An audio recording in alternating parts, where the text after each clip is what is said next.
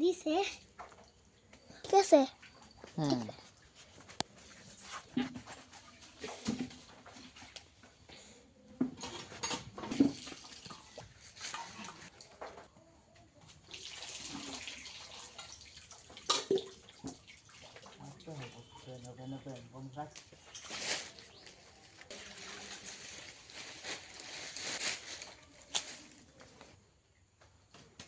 আমাদের সব কিছু কাটা শেষ, এখন এগুলো ধুয়ে নিব।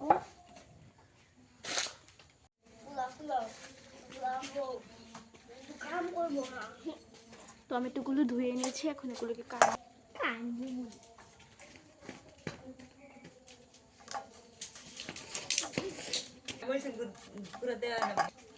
কারো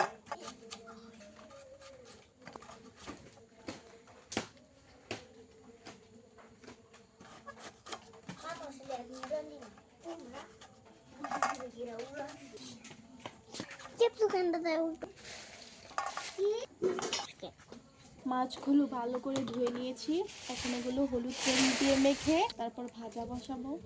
1 চামচ লবণ, 1 চামচ হলুদের গুঁড়া দিব। এখন চুলায় কড়াই বসিয়ে দিব। এখন কড়াইয়ে তেল দিয়ে দিব। তেল গরম হয়ে গেছে, মাছ দিয়ে দিব। এখন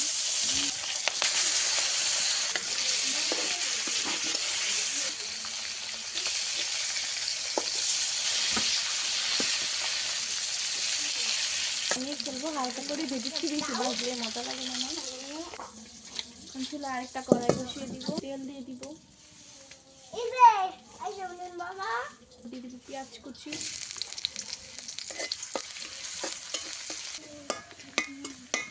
পেঁয়াজটা হালকা ভাজা হয়ে গেলে দিয়ে দিব আদা রসুন বাটা,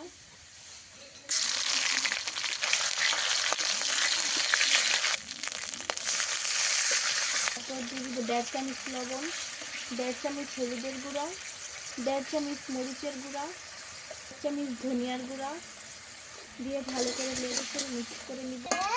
আর মশলাটা কষার জন্য ঢেকে দিব। মশলাটা কষানো হয়ে গিয়েছে, এখন দিয়ে দিব কেটে রাখা ফুলকপি আর বেগুন আর আলুগুলো।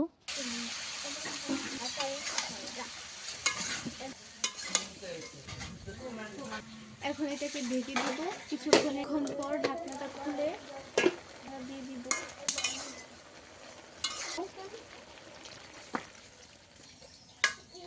কেটে রাখা টমেটোগুলো দিয়ে দিব, হয়ে গেলে আবার ঢেকে দিব। কিছুক্ষণ পর ঢাকনাটা খুলে দিব, ঢেকে দিব। তরকারি হয়ে গিয়েছে, এখন ধনিয়া পাতা দিয়ে দিব।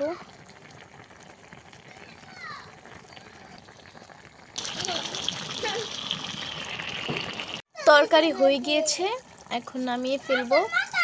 তো এখন রান্না বাড়া শেষ, এখন খাবো।